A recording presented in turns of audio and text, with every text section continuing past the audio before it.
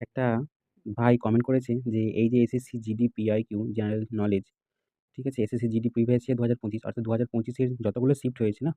সেই সমস্ত শিফটে সম্পূর্ণ বাংলা ভাষায় অর্থাৎ ৪২ টা শিফট প্রশ্ন এবং তার সাথে সঠিক উত্তর এবং তার ৪ টে অপশন সঠিকভাবে বিশ্লেষণ করা আছে এই পিডিএফটিতে। ঠিক আছে?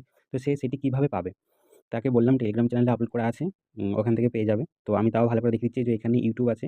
ইউটিউবে যদি ডাইরেক্ট তুমি হাত দিয়ে দাও তাহলে ইউটিউব চ্যানেলটায় পৌঁছাবে। কারণ এটাতে হাইপার লিঙ্ক আছে।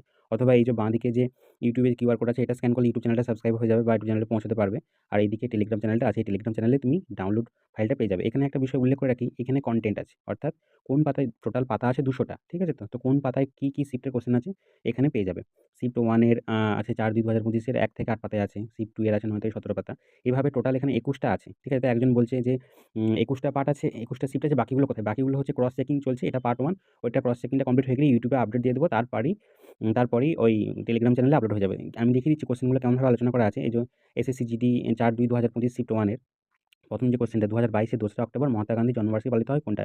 এভাবে সঠিক উত্তর দেওয়া আছে এবং কেন সঠিক? মহাত্মা গান্ধীর জন্ম হয়েছিল ১৮৬৯ সালের ২রা অক্টোবর। ২০২২ সাল থেকে ১৮৬৯ সাল বিয়োগ করলে ২০২২ - ১৮৬৯ ১৫৩ পাওয়া যায়। অর্থাৎ ২০২২ সালে তার ১৫৩তম জন্মবার্ষিকী পালিত হচ্ছে। এই কোয়েশ্চেনটা আরেকবার কিন্তু রিপিট হয়েছে অন্য একটা শিফটে। আমি দেখেছি। তো যারা পড়াশোনা করছো তারা বুঝতে পারবে। এই যেমন সবুজ বিপ্লবে অর্থনীতি। সবুজ বিপ্লব অর্থনীতি খাতের অন্তর্গত। অর্থনৈতিক, শিল্প, কৃষি, পরিষেবা। সঠিক উত্তর কৃষি হবে এবং এর কেন কৃষি হবে? সবুজ বিপ্লবের দ্য গ্রিন রেভলিউশন বলতে উচ্চ ফলনশীল বীজ, সার এবং আধুনিক সেচ ব্যবস্থা ব্যবহার করে খাদ্যশস্যের মূলত গম ও ধান উৎপাদনকে বৃদ্ধি বোঝায়। অর্থনীতিকে কৃষিকাজ সরাসরি প্রাথমিক খাত বা কৃষি অন্তর্ভুক্ত বোঝায়। শিল্প, শিল্প এটা হচ্ছে সেকেন্ডারি সেক্টর। এটা কোয়েশ্চেন পড়ে যে শিল্প কোন সেক্টরের মধ্যে পড়ে? সেকেন্ডারি সেক্টর, ফার্স্টারি সেক্টর, টারশিয়ারি সেক্টর। এটা কিন্তু সেকেন্ডারি সেক্টর। ঠিক আছে? পরিষেবা যেমন এটা হচ্ছে তৃতীয় সার্ভিস, যেমন সার্ভিস সেক্টর যেমন ব্যাংকিং, পরিবহন, শিক্ষা এগুলো হচ্ছে টারশিয়ারি সেক্টর। তাহলে এই অপশনগুলোও যদি ভালো করে কেউ পড়াশোনা করে তো তাহলে কিন্তু এখান থেকেও পেয়ে যাবে। আর বিশেষ করে খুবই কোয়েশ্চেন আসে পঞ্চবার্ষিকী পরিকল্পনা থেকে। এখানে অনেকগুলো আছে। ১ম, ২য়, তৃতীয়। তো কখন কি সমস্যা হচ্ছিল দেখো। এখানে একটা দেয়া আছে কেন সঠিক? তৃতীয় পঞ্চবার্ষিকী পরিকল্পনার সময় ছিল ১৯৬১ সাল থেকে ১৯৬৬ সাল।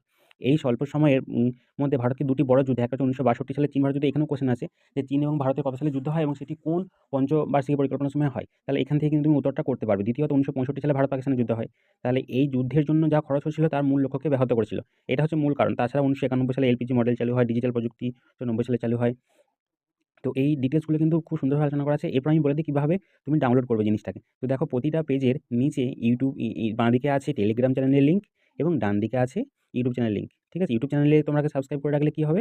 পরবর্তী যে পার্ট 2 টা বেরোবে সেটা কখন পাবে টেলিগ্রাম চ্যানেলে সেটা তোমরা জানতে পারবে। ঠিক আছে? লিঙ্ক আছে প্রতিটা পেজের বাঁদিকে।